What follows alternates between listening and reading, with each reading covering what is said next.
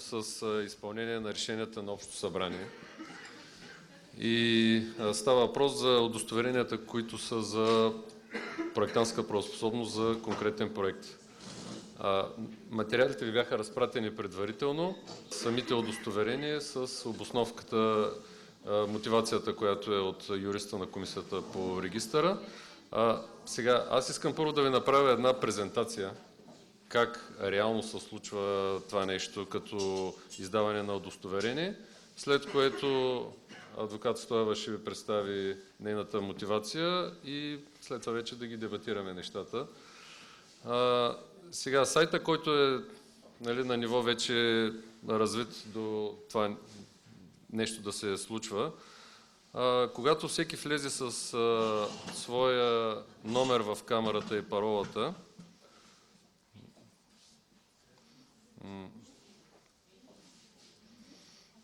тук вече менютата се персонализират и всеки си влиза в своя профил. Виждате, нали, снимката излиза и тук менюто, което излиза, е личното меню на всеки един от членовете на камерата.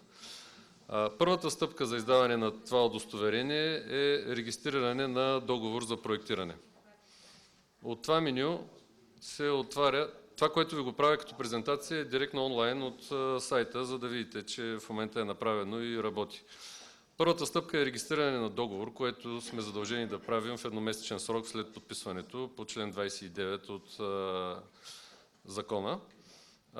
Тъй като аз съм влязъл с моя юзернейм и парола, виждате, че от тази страна имената с членския номер, имейла за обратна връзка излизат автоматично.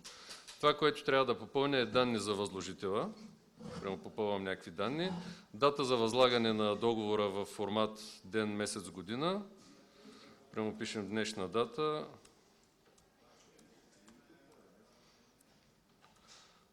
Просто ще го попълня, за да видите после какво се случва. Тук е с падащо меню тип проектиране. Значи дали договор е изключен за комплексно проектиране по всички части, дали е изключен само за архитектура и ландшафтна архитектура и дали е изключен като подизпълнител на проектантска услуга. Избирам комплексно проектиране. Фаза на проектиране, идеен, технически, работен, устройствено планиране и други. Примерно включвам за технически проект. Сега, тук има една декларация. Декларирам, че при определяне на цените съм спазил методологията за цените в проектирането. Сега, самата дума методология за цени в проектирането ще се прецизира на базата на това как се казва в документа, но това трябва да се отметне от проектанта, за да е ясно, че той е спазил при определянето на цените. След което се въвежда данни за самия обект. Примерно, тук е община. Ще кръстим София. Населено място София. Квартал.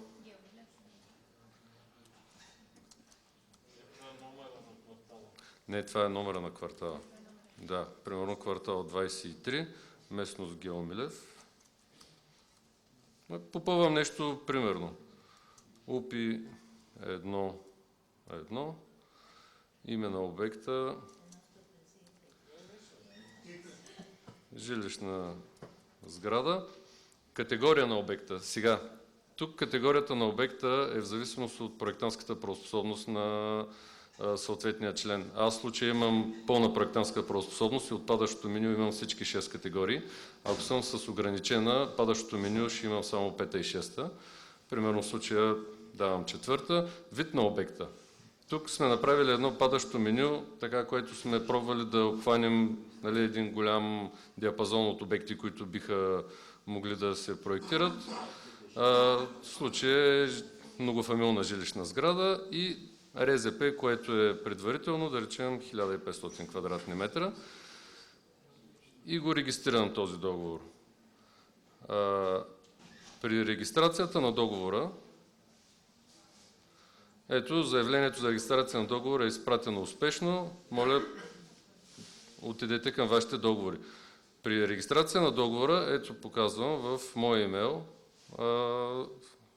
ще получа един имейл, който показва, че в случая съм направил регистрация на договора. Всеки момент ще се получи. А тук вече в меню моите договори, този договор излиза, ето го, на първо място, с един номер на договора, който номер се съставя от системата на базата, както ЕГН-тата се генерират. Първите 6 цифри са датата на издаване, останалите се генерират по формула, така че номера да бъде автентичен за всеки един договор, който се регистрира.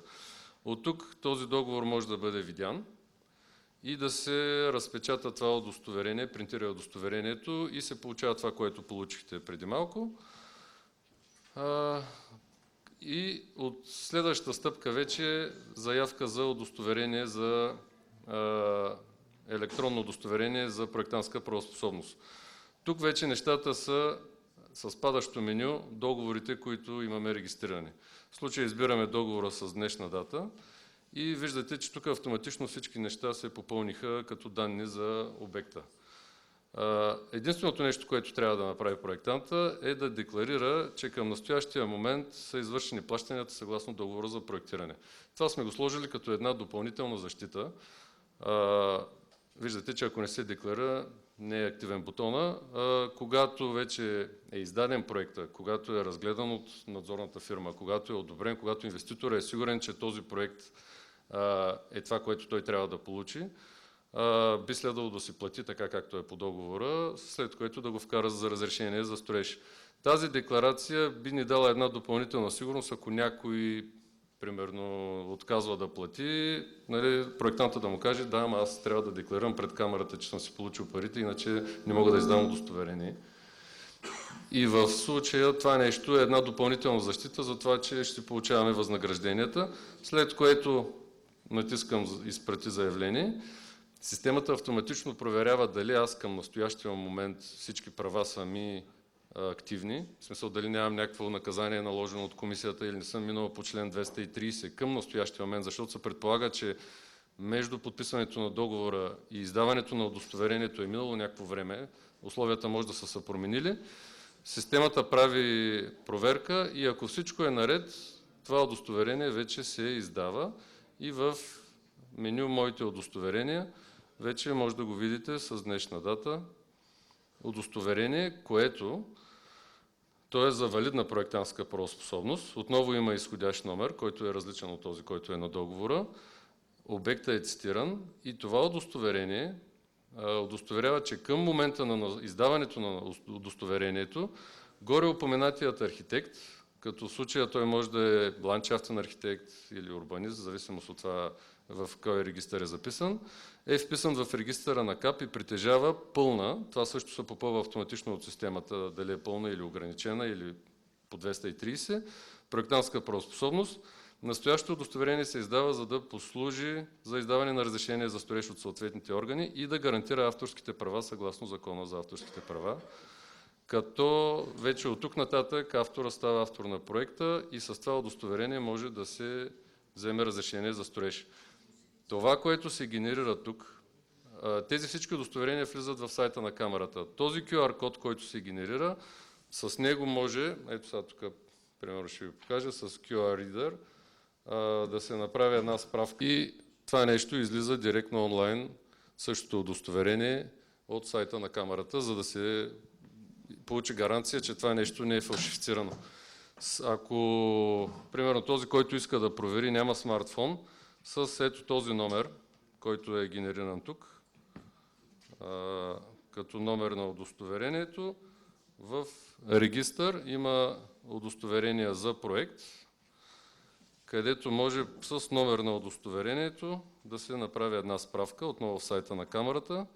И ето го, това удостоверение излиза тук отдолу и може да се види дали това нещо не е по някакъв начин фалшифицирано към документацията. Като по този начин това ни гарантира абсолютна сигурност, че няма да има някакви опити за измама. Фотошоп, каквито между другото аз знам, че има в момента.